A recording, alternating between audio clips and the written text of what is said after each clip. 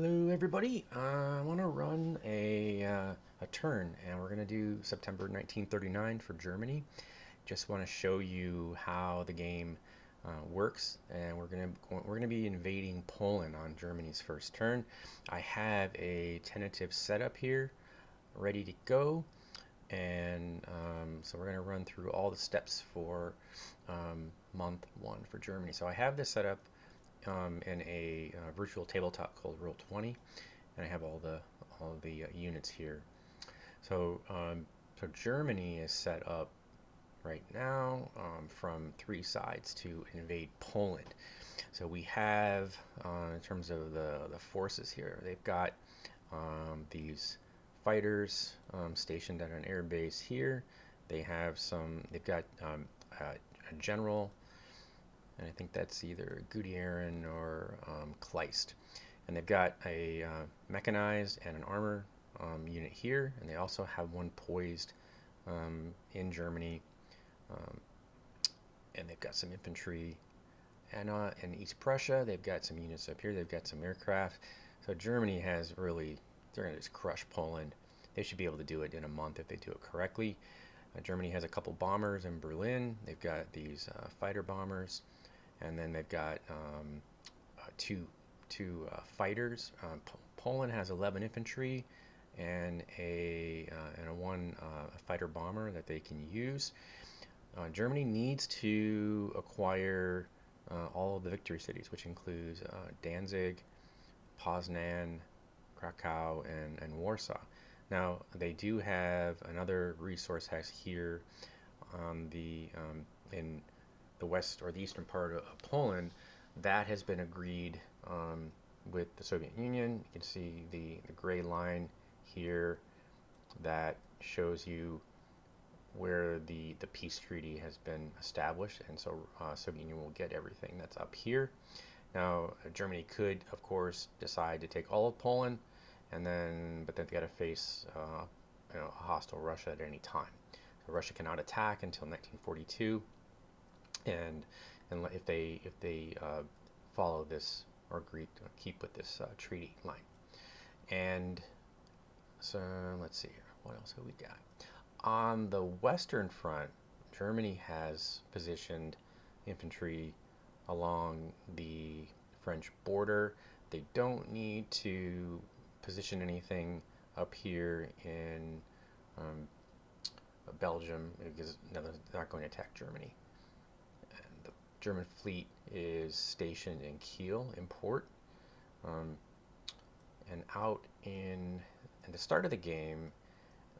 Only Germany will have. They've got some submarines out here, and they're going to be the first turn. They're pretty much going to be hunting um, unprotected British cargo ships. Now I don't have them here on the map, but they are. There's a bunch here that I'm going to just show you how that mechanic works too during their turn. But so they get their free reign.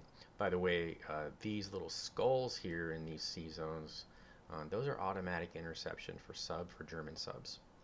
So if the British ships or the cargo ships are in those zones, they do not need to roll anything for interception. They just automatically find them. So those are your kill zones. And typically what happens is Great Britain's got to either go around, it takes longer, or they have to go through one of those zones. Um, so the other possibility that Germany could do, they could attack this. Poland does have a destroyer in the Danzig port, but um, you could bring the German Navy. I mean, over. It's that particular ship.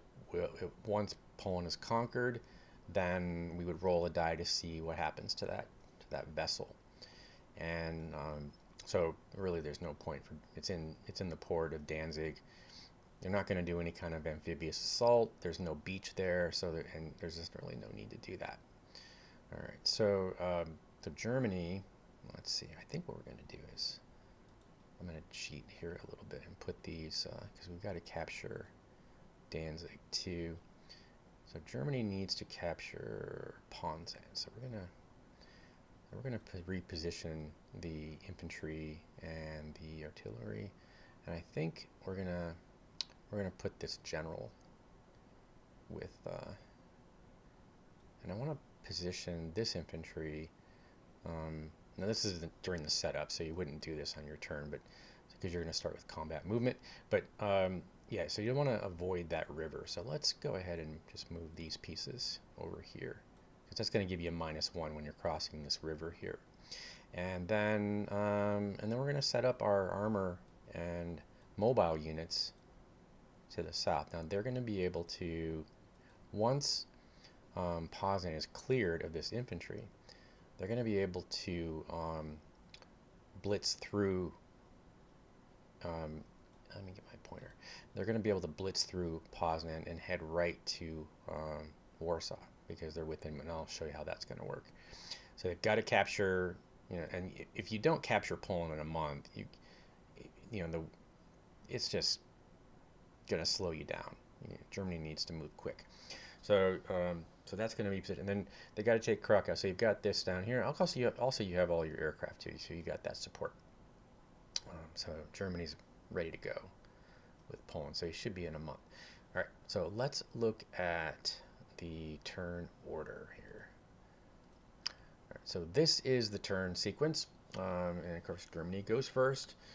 And number one thing we're going to start here is the activation of partners. So, so Germany gets to try to activate one of their miners, and so there's going to be a roll. In this case, there are no bonuses. So you got to roll a die 12, and if you get a 1, now if you get a bonus, let's say that Germany has invaded Yugoslavia, then you'd roll a 1 or a 2.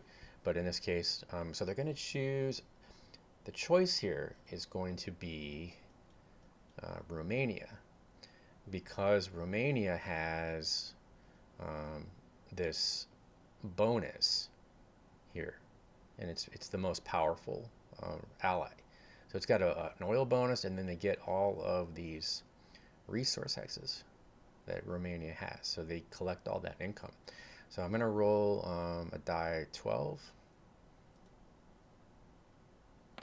and it failed. So now you can continue to do this every turn, and then in 1941 they will automatically join Germany. So you just gotta take your chances. You might luck out and get them to join you, but otherwise you're rolling every month. And then once, let's say, Romania joins, then you can try for Hungary and that kind of thing, or Bulgaria, and then Finland. So once they join the Axis, then if the Soviet Union attacks, then because the treaty line is this. So if the Soviet Union attacks Romania, that could be a problem for they can't do it. They're not, by treaty, they're not allowed. And as long as Germany is following this line, this treaty, Russia can't attack. So, but only if Germany violates it.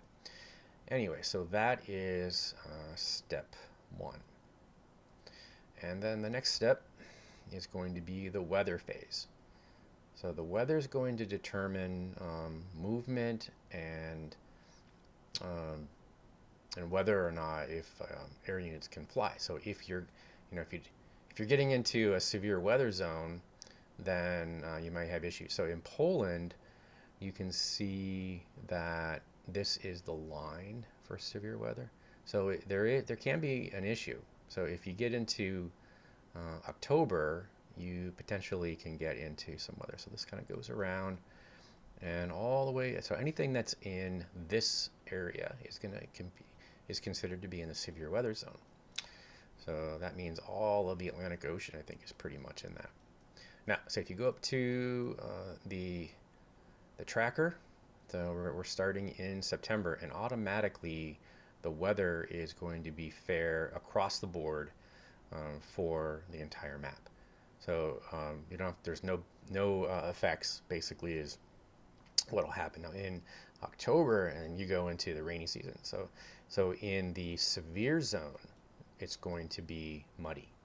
And in the other zones, in the moderate zone, which is going to include Germany and France, that's going to be fair. And then, of course, the fair zone down here with the yellow ha hashtags, those are going to be always fair, no matter what. So if they go into another month, then the weather could affect operations in Poland. And then when you get to November, you've got winter, or you can potentially have good weather. So you're going to roll a die 12 if you need to. Now, if you do have weather, so for example, we get into October and it's muddy in the severe zone, then you're going to roll a die 12. And so what will happen here is, we go down to the weather phase. So you go into mud, okay?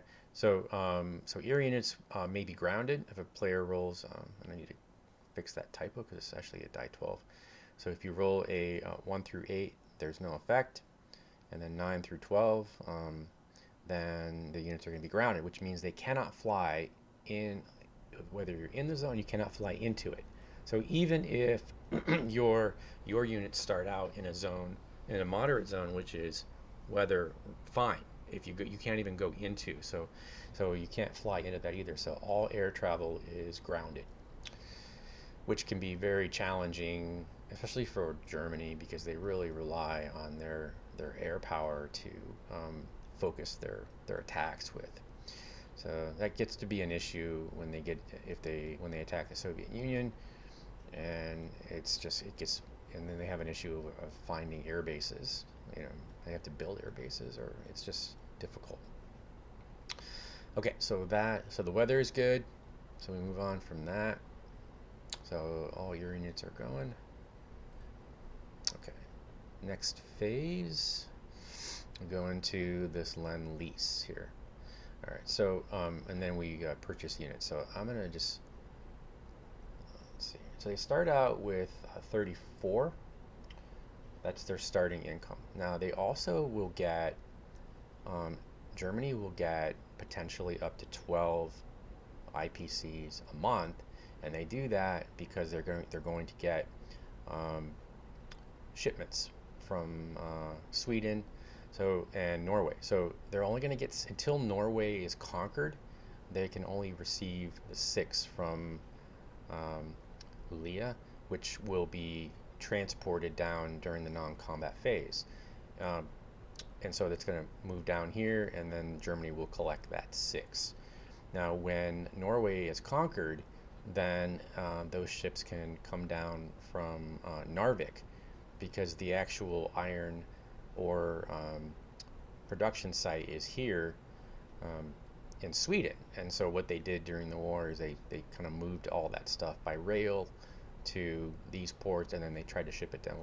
Now, with Norway, that's going to be a little trickier, because you've got the British Navy, which can try to interdict that shipment. So Germany has to decide how much they want, and once they capture Norway, so there's a chance that the British could intercept them on their way in.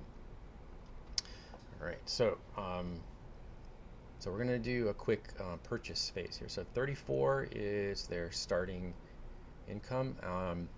Now they can give 5 to Italy. So we're gonna give 5, maximum 5 to Italy this month, because we want them to build up. And so we're left with 29. So I think we're gonna buy. So looking at the force pool in 1939. You can purchase 2 armor units. There's 2 available. There's 2 on the board already at the start, and you can buy 2 more. I want to get those going, because we're going to need those for France. All right, so those are, cost-wise, those are going to cost us access. It's going to be 12. So we're going to take off the 24 off of that. And I also want to buy a sub too. So we're going to, subs are 3. So I want to keep those going, because we want to definitely try to slow down the UK here. So now currently, it's not on the board here, Currently, they have two in production, so they get one in October and then they get one in November. So they take 3 months to build it. So if you look at the delay for the armor, you got a 3 month delay. So we're in September, so you can just stick the armor units right here on the tracker. Go 1, 2, 3 to December, so they'll be available in December, and so you can also put that submarine in December also because it has a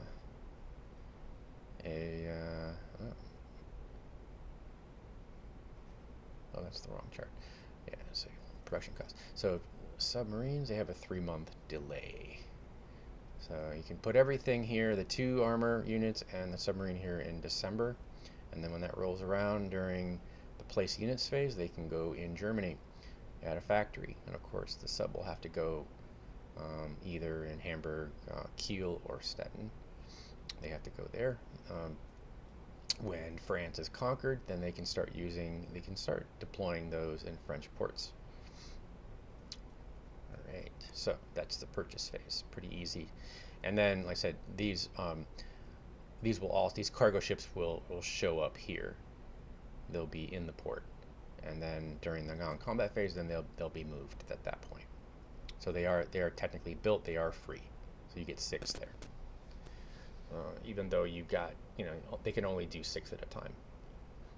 And you can store those in that, this is a small port, so you can store those, you can store up to 10, because the maximum a port can carry is 10. But this is kind of protected by Sweden, so if the Allies, they can try to interdict there, but if they do anything against Sweden, then Sweden will join the war on Germany's side. So they're kind of playing with that, and Sweden actually has a pretty big army. All right, next phase here. So that's the purchase phase, and then we gave 5 to Italy. All right, so the next phase is strategic bombing. So I'm not going to do any bombing because I want to use my bombers as ground support. And you can, technically I have the fighter bombers that are stationed in Prague, max 2, regardless of how many air bases that you have here, potential air bases. So you can have 2 units, even if there's another air base. It's all you can station in any one given hex. Also, I would recommend if you print the board out, you're going to get stands, because it really takes away any clutter in the map. So you've got 2 bombers here, and then you've got potentially. So I could bomb. Actually, I really should. In this, I'm going to cheat here and put a Polish unit in. So Poland would set up first, if you're setting up the game, and then Germany would set up after. So anytime you declare war, then typically the pieces will be put on for the neutrals, but I just put them on the map usually. And so I'm going to put at least 1 there, and maybe put 2, make it a little bit tougher for Germany. But then you can't stop them here, so maybe just leave 1. Anyway, okay. So back to strategic bombing. So if I wanted to, I could try to bomb these. Say I could just bomb Warsaw and just clear this out. I could do that. So you would roll an attack roll essentially, but you'd have to deal with their fighter there too. But if you have to go on a bombing run, and there's a whole sequence there, but Germany's not going to do that right now. They're just going to use their bombers for ground support at this point.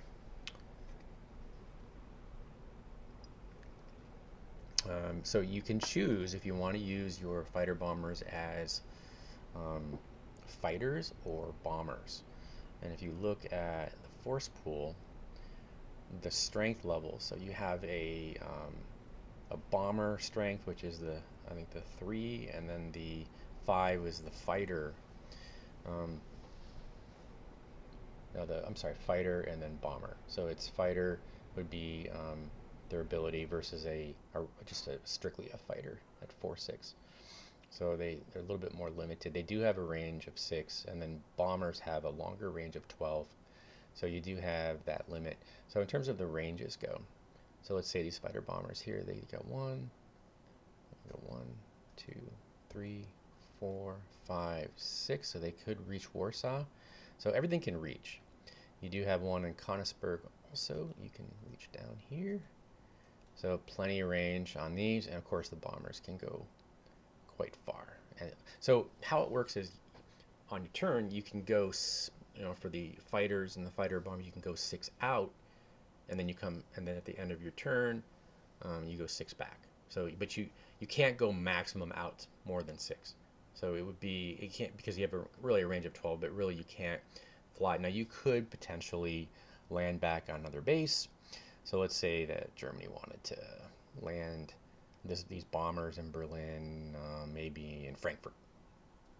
So they should be able to go 12. Yeah, they could fly back and land in Frankfurt if they have available air bases there. Or let's say that the air base is taken over, then the units will leave before that and they will rebase. If there's no base, then they would be eliminated. So in the case of this Polish fighter, say Germany attacks it, if there's nowhere to go, once Poland's conquered, those units disappear anyway. But if there was nowhere for it to go, it'd be eliminated. All right, so that would be the strategic bombing, and maybe I'll do another video just to describe how that works. All right, so the combat movement and the combat, really, these are going to be it is essentially all done at one time. So instead of like Axis and Allies, where you're just moving everything around where you want it to, it's all your attacks, you're going to do one hex, you're going to attack one hex at a time. So you can attack a hex from several hexes at the same time. Once a unit has attacked, it's done. So let's say I have these infantry here, and I attack Poznan. All right, so they can't attack again. They're done for that turn. Once they've used, or if you don't, you can just do movement. But the thing is once this hex is cleared, okay, then these units can potentially, because they are not subject to zone of control, this tank unit and this mechanized, when they're together, they can blitz through Poznan and head right to Warsaw. And so you've got a movement of 5. So they move 1, 2, 3, 4, 5. So they can reach that, and because they haven't attacked yet. So now a cool feature of this is that, let's say that it's a static front, and so you clear out Poznan from this hex here. Say set and attacks it, or actually from the northwest here. You take these Polish units out, and you don't have to move into the hex once you take it. If you have units, let's say you had infantry back here behind it, they could move in, and then they could attack the hex behind it. As long as they can move in away from zone of control. So a zone of control is all the hexes around here. Armor and armor mechanized with armor do not have to honor that zone of control unless they're tanks. So let's say Poland had some armor units here, west or east of Poznan, right here.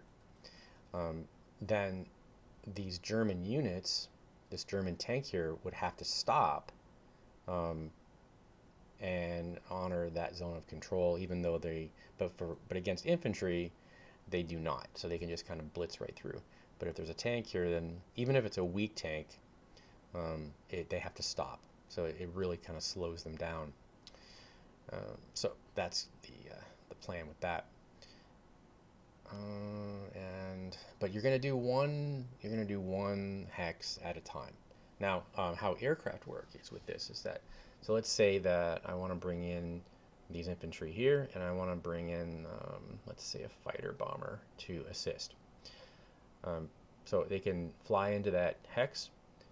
The Poles can choose to move, they can intercept, they can move that fighter that fighter bomber they have and try to defend Poznan, or they can wait until another attack happens. But once they've used that for on the turn, they can't use it again. And the same thing applies for the German aircraft. So let's say that the Germany uses this fighter bomber in Prague for this attack. It's done for the rest of their turn. So they can't use it again. So you get one, essentially one mission. So you have to kind of plan out how you want to use your aircraft. Now on defense, so even though Germany took their turn, so let's say Germany got attacked, it resets the movement for their interception. So let's say Germany failed, Poland got a turn, with an aircraft survived, and they could use that on some kind of offensive. So you're not done for the round, you're just done for that turn. So it kind of resets. So I hope that's clear. All right, so I'm going to roll for both sides. So we're going to do, Germany's going to attack Poznan from this hex. There's no river there, so we don't have to worry about that. And they're also going to attack Danzig here. That's the plan. And then they're going to take Krakow, and then they're going to move all their tanks in and just take Warsaw. And let's see. So I'm going to throw in a fighter bomber. I don't really need it probably, but I'm going to throw this in here and then send in these two. Now, how the stack, you can stack two units, and then and then in a city you can stack 3. The artillery do not count against that stacking limit. They're just kind of an accessory. All right, so we're going to do that attack first. All right, so they do get a first strike attack. Now, this is a city, so there's going to be the defense gets a bonus, so the attacker loses a point. So on these artillery, it says 6 here, but they attack on a 4. So I'm going to roll my pot shot on Poznan. So the infantry will attack on a 6, but being that the city, they're going to be a 5 or less, and then the fighter bomber is going to attack on a 6 also, which is going to be reduced to a 5. Okay, and then there's no general here, so the generals would give you a +1 to your hex attacks from that hex, wherever they are. So these two tanks are going to get a +1. All right, so let's roll our first strike here. All right, that's an 8, so that fails. Now you're going to pair up one of these infantry with this artillery unit, so it's going to turn one of these into an 8. All right, so the Poles don't have any artillery. They would also fire back if they had it, but they don't. So they're going to go in. So Germany's going to go in with, we'll roll the 6 first. And that's a hit. Okay, so these units can take 2 hits. So this is going to be reduced. It says 4 on there, but so it's going to be reduced to half strength. So the Polish infantry are going to be a 4. So they get reduced to 2. So all right, so now we're going to do the attack with the other infantry. And that's a hit too. Okay, so that's going to be eliminated.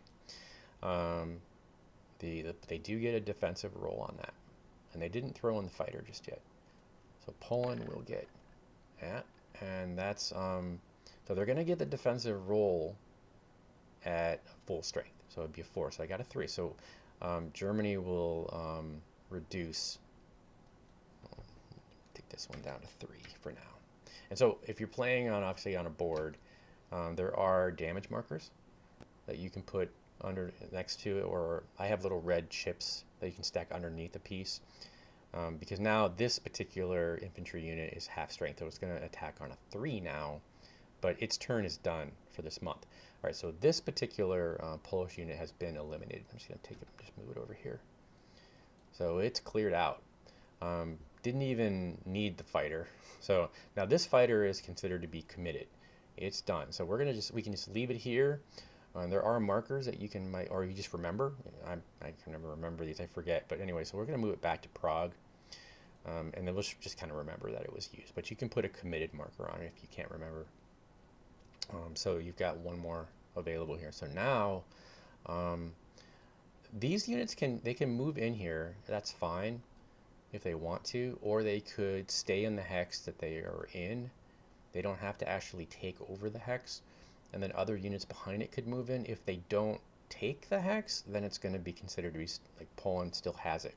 So they can do the battle and eliminate the units, but they don't actually have to go into it. And the reason why that happens is because other units want to move up, and then they can attack the hex behind it. In this case, Germany can move up their tanks right, just kind of go, as long as they don't stay there, they're not going to overstack. So they can just kind of pass through that hex.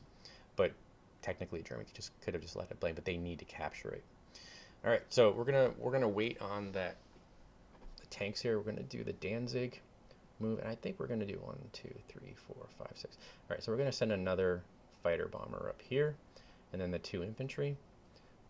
A little bit tougher fight, right? So it is a -1. There's no other modifiers here. And we're gonna do an attack there. All right, okay, that's 1 hit for the infantry. Second attack misses. And then we have the fighter bomber that's going to be rolling a 6 here. And that's a hit. So I got 2 hits, cleared out the infantry. They're going to get their defensive roll, and they miss. Okay, so that Polish is cleared out. So we have captured Danzig and also Poznan. So that's going to fly back. And next target here. So I think, let's see, we're going to do East Prussia.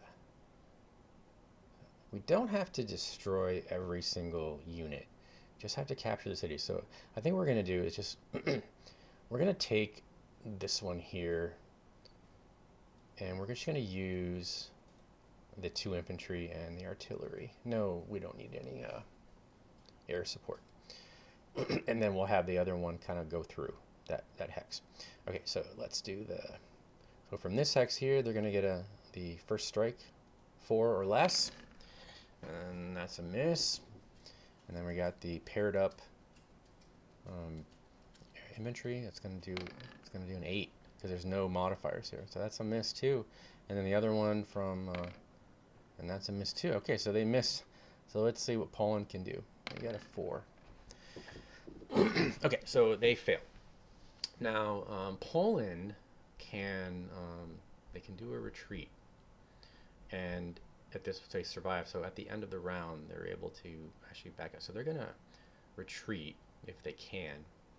Now you can't retreat into any zone of control. So if Germany had troops here, they could technically be there if they want. They could have moved up here if they moved around. They have to stop. You have to stop moving when you reach the zone of control. That's the key. So they can go back. Let's see. So we're gonna roll. So essentially, if you're rolling a die 6, you're gonna do a retreat. So we're gonna roll a die 12. I forget how that works. Let's do.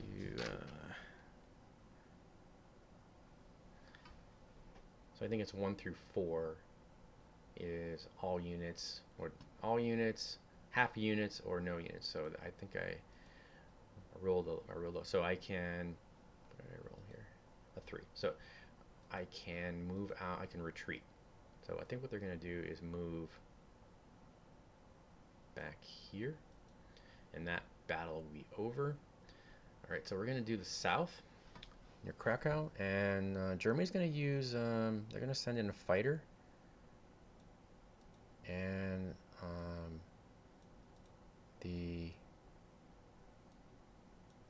being that I have 1 infantry, I'm also going to send in one of the bombers too. And then Poland's going to wait. They're going to hold off to defend Warsaw. So we got the first strike ability. Let's roll that. It's a hit. Okay, and then now with that, that's just going to reduce Poland's strength on that to a 2 right off the bat.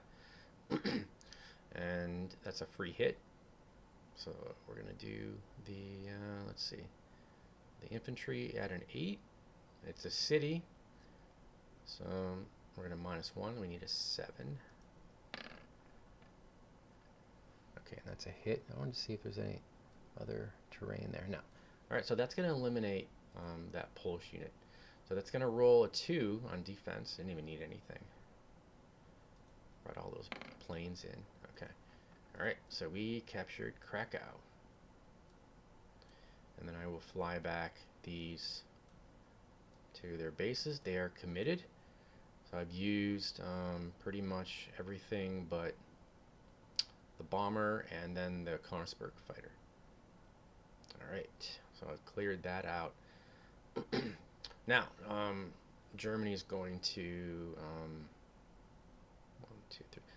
They're going to blitz through Krakow. 1, 2, 3.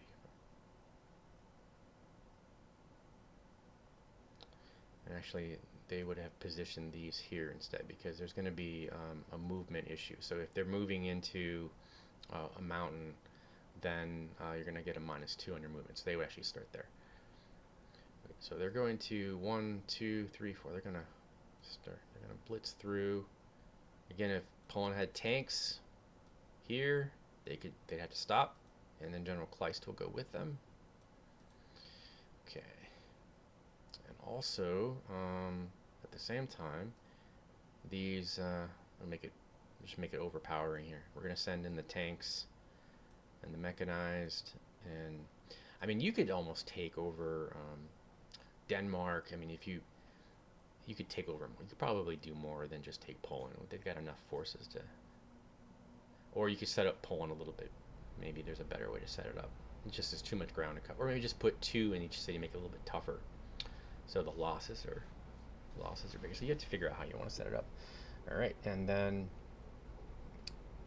I think we've got 1 unit up here we could move, but we're not gonna do that. All right, and then we're gonna bring in the fighter. This is gonna be overkill. And then we have 1 more bomber that we can bring in. All right, so we have all these tanks and mechanized. And so the Polish fighter will defend. It has to be a fighter. They can only attack with a fighter bomber. So it has to be a fighter. They're going to scramble their fighter in defense of Warsaw. It is a city. It's going to be and there's no river or anything like that here or any other obstacles. So it's going to be a -1 to all their attacks. You've got 2 generals here, so there's going to be a +1. So it's going to cancel that out. No artillery, so we're going to roll for the tank, the armor unit, and the mechanized from here. So that's going to be an 8 and a 6. Roll for the 8, and that's a hit. This is just not even a contest here, and that's a miss. Okay, so now we got 1 hit here. I'm going to take this one down to 2. Again, he returns fire at full strength unless there's a first strike. And next hex down from this direction.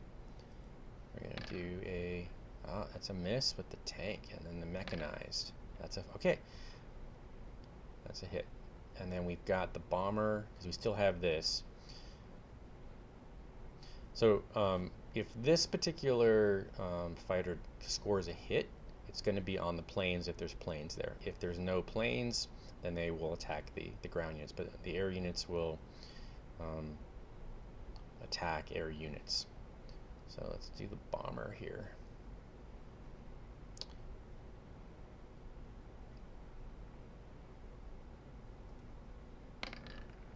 And the bomber is going to attack on a 6, which does hit. And then we're going to do the fighter, and that's also a hit. So that's going to be taken out too. So everything is eliminated. The Poles will defend. The infantry will roll. That's a miss, and then their fighter. That's going to be a hit on. So I think we'll take it off of this German unit here on a fighter. But Warsaw has been conquered, and also the rest of Poland. So immediately they've captured all the victory cities. As a result, all of the Polish units will disappear from the map, and Germany will have, so they get 1 for Warsaw, 1 for Krakow, they get 1 point for Poznan, and so you got 1, 2, 3, 4. So you would go to the tracker and make that adjustment up here. I don't have those there. And also, you've got this destroyer, and we need to make a roll to see what the fate of that fleet is. There's potential, it could potentially join the. So let's roll a die 12. 8. Okay. So it's removed from play, and let's say that it joins, it got a 1 through 5, and it joins the German fleet. If it joins the Conqueror's fleet, so what'll happen though in this case, it's kind of stuck here because it can't, British ships cannot get through unless they've captured Denmark and Norway. They cannot enter into the Baltic Sea here, or in this bay.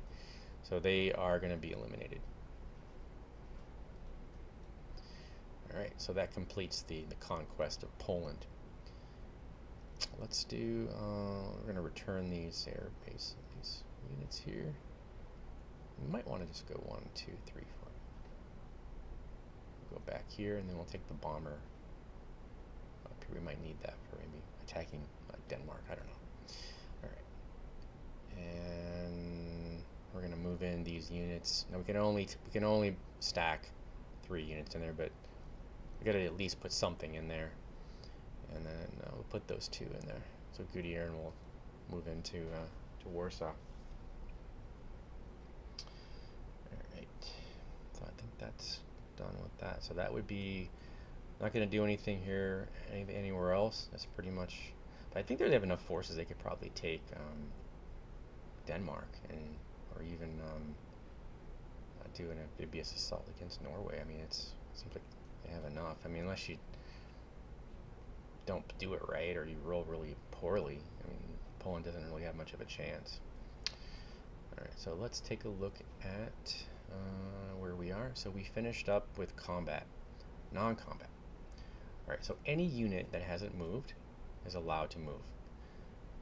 You can be railed at this point. You can do anything that's not combat related. So you can move down these ships, cargo ships. There's nothing here to intercept it, or aircraft or anything like that. So it's going to be just make its way to Stettin, and then Germany will get a +6 on that. All right, so calculating this, so we have 2 left over, plus we get our original 34 plus our 6 plus let's see, plus our Polish 4. And all right, 46. Okay, so they're going to get that income. Going to jump up already.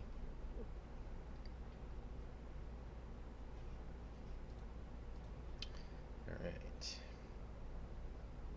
So I don't have any other. Oh yeah, I forgot to do the subs here. So, all right. So they're not posted in this hex, but these subs, these cargo ships are here. So there's actually 10 cargo ships in that zone. So Germany is going to get some easy pickings here.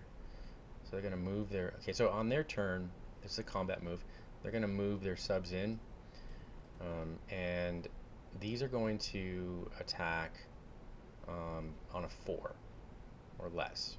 So they're going to, the cargo ships don't get a return fire. There's only one attack that you can ever do in any sea battle. Whether you're attacking it with aircraft, they can only get 1 round. So Germany is going to roll 5 times for these subs, and they need to roll a 4 or less. Now, weather can impact your submarine warfare.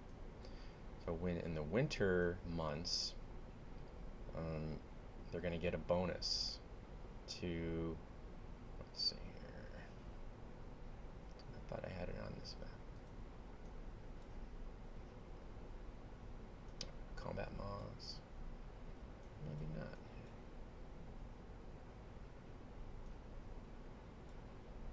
I thought I had it on there. Anyway, so they get in the winter months in the severe weather, they get a +2 on their attack, and they also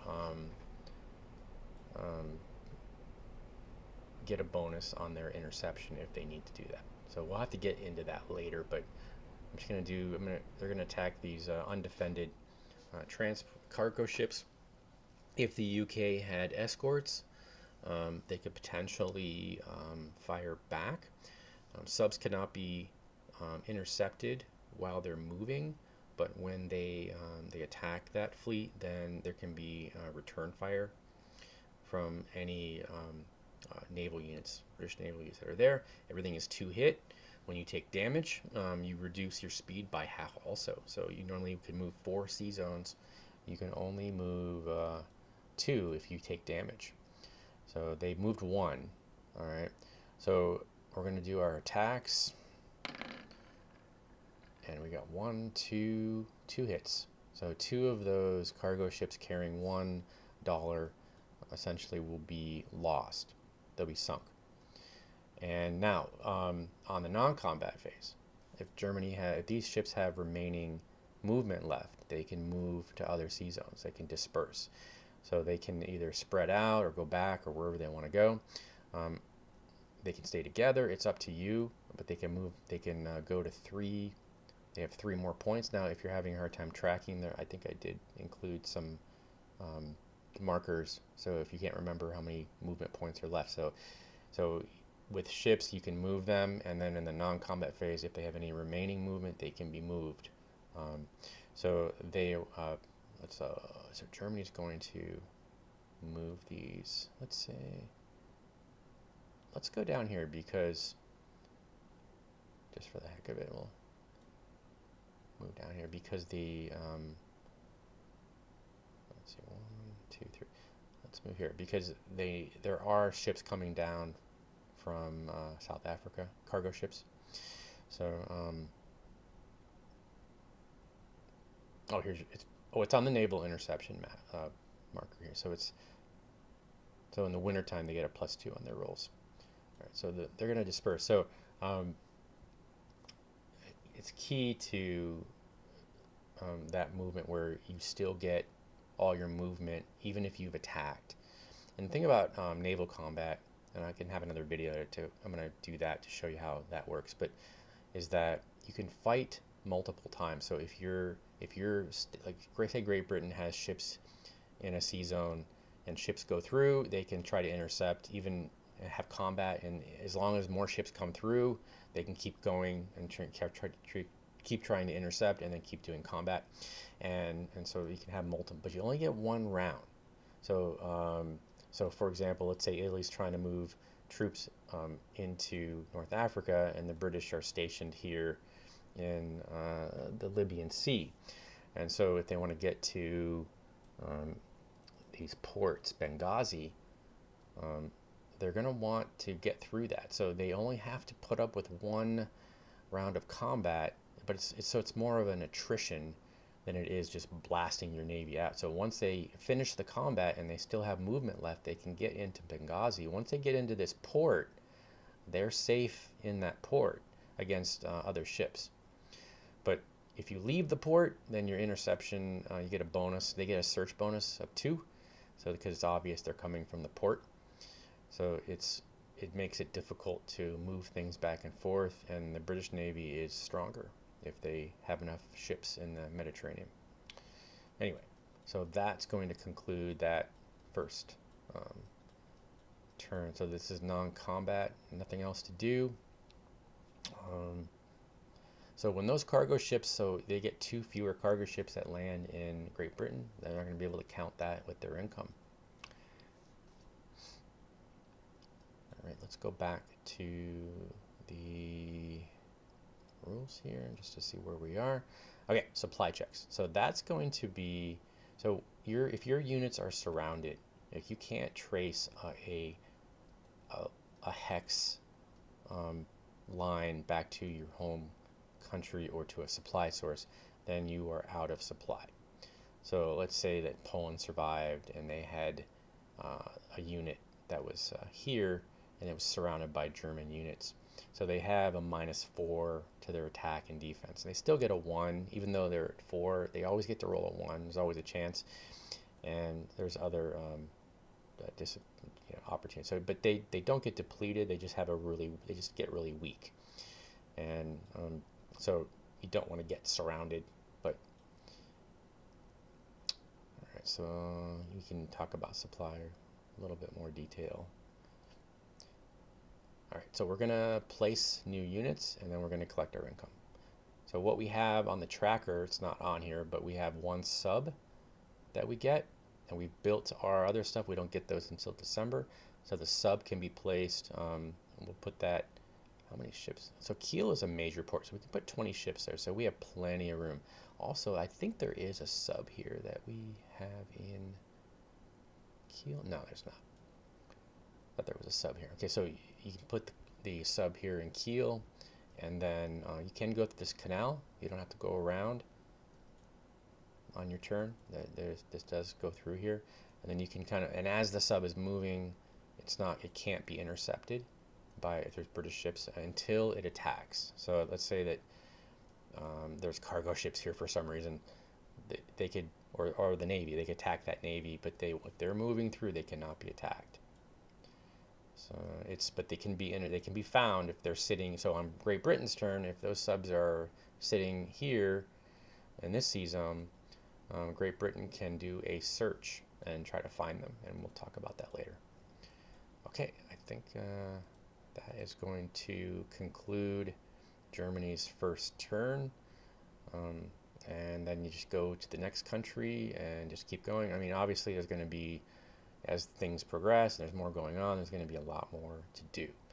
So I think that should give you a taste of how the mechanics work on the combat, the ground combat. And then